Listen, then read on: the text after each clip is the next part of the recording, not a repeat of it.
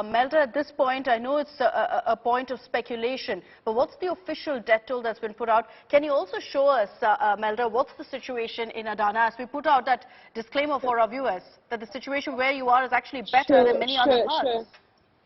Sure. So I'll ask my cameraman to zoom in a little bit to the building behind me, which once was a 14-story building, is now completely almost flat, and you see dozens of rescue workers are on top of it, still trying to desperately hear someone's breathe, someone's talking. So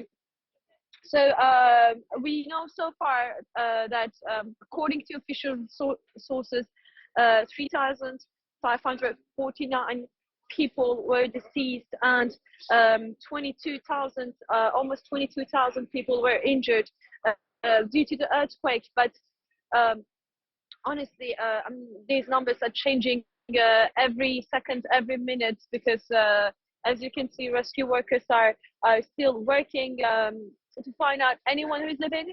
But unfortunately, all we have seen this morning has been bodies of deceased people over here.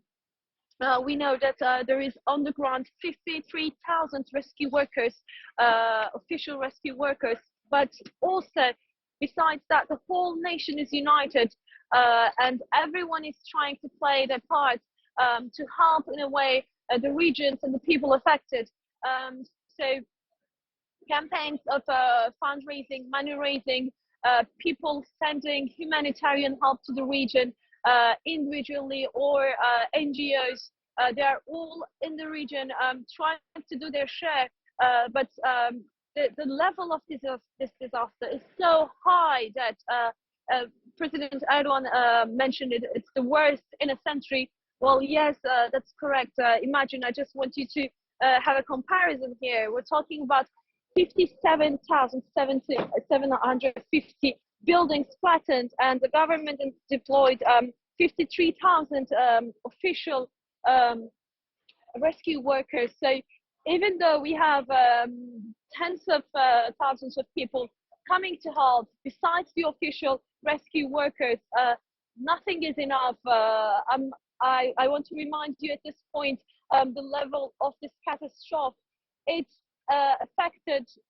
It has been effective in 10 cities across the south and southeast region of Turkey. So we're talking about 10 cities, reaching up to millions of people living in this region, and across the border also. So where we're standing now is less than 200 kilometers from the Syrian border, about 180 kilometers from the border. So it has been effective on the other side of the Turkish border in Syria as well.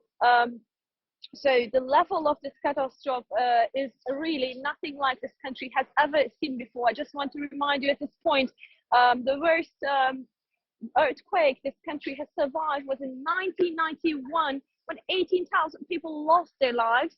So this earthquake is unfortunately projected to be, could be, we hope it's not, but worse than Turkey's catastrophic earthquake in 1999.